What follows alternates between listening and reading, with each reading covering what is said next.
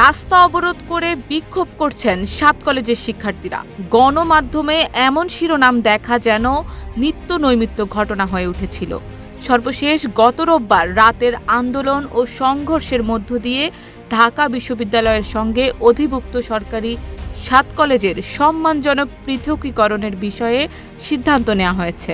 প্রায় ৮ বছর আগে জাতীয় বিশ্ববিদ্যালয়ের অধীনে থাকা রাজধানীর ৭টি বড় সরকারি কলেজকে ঢাকা বিশ্ববিদ্যালয়ে অধিভুক্ত করা হয়। কিন্তু যেই উদ্দেশ্যে কলেজগুলোকে অধিভুক্ত করা হয় সেই উদ্দেশ্য তো পূরণ হয়নি, উল্টো নতুন নতুন সমস্যা তৈরি হয়েছে।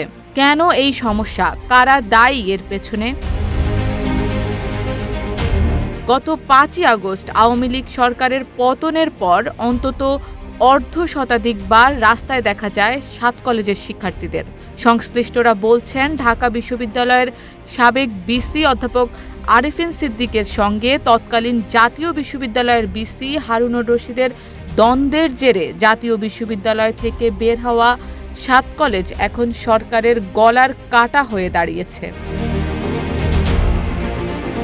বিপুল কলেজ সামলাতে হিমশিম খাওয়া জাতীয় বিশ্ববিদ্যালয়ের ভার কমানোর যুক্তি দিয়ে ২০১৭ সালের ১৬ই ফেব্রুয়ারি জাতীয় বিশ্ববিদ্যালয় থেকে ঢাকার ৭ কলেজকে আলাদা করে দেওয়া হয়।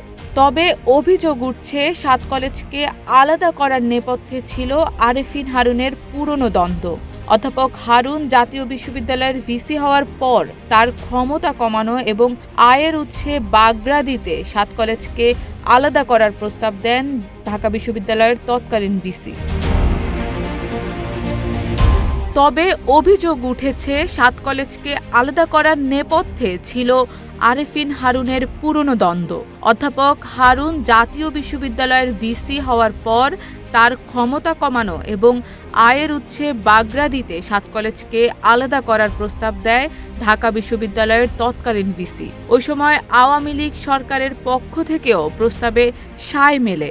নানা প্রক্রিয়া শেষে ঢাকা বিশ্ববিদ্যালয়ের অধিভুক্ত হওয়ার পর নতুন নতুন সমস্যা দেখা যায় কলেজগুলোতে।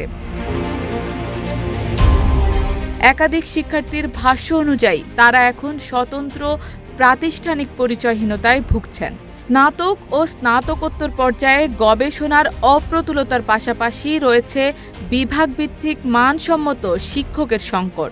এছাড়া সক্ষমতার বাইরে মাত্রাতিরিক্ত শিক্ষার্থী ভর্তি করানো, পরীক্ষা ও ফল প্রকাশের বিলম্বের কারণে আন্দোলন লেগেই থাকত। এদিকে ৭ কলেজ সংকটের জন্য নিজ ভেরিফাইড ফেসবুকে পোস্ট দিয়ে আরেফিন সিদ্দিক ও ডক্টর হারুনের ব্যক্তিগত রেষারেষিকে দায়ী করেছেন কেন্দ্রীয় ছাত্রদলের সাধারণ সম্পাদক নাসির উদ্দিন নাসির ও শিক্ষা উপদেষ্টা ওয়াহিদ উদ্দিন মাহমুদ। কিন্তু প্রশ্ন উঠছে, কি নিয়ে এই দুই ভিসির দ্বন্দ্ব, যার রোষানলে ভুগতে হয়েছে হাজার হাজার শিক্ষার্থীকে?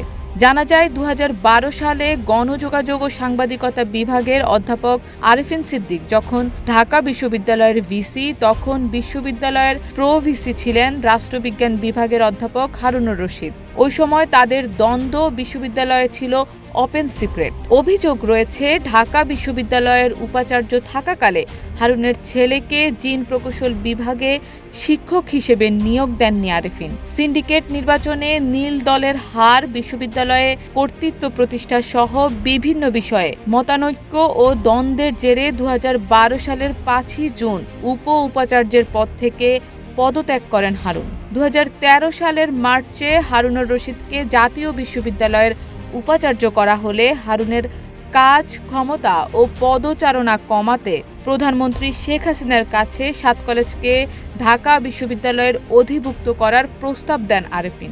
একই সঙ্গে তৎকালীন শিক্ষামন্ত্রী নুরুল ইসলাম নাহিদের সঙ্গে সুসম্পর্ককে কাজে লাগিয়ে সেই সিদ্ধান্ত পক্ষে নিয়ে আসেন আরেফিন।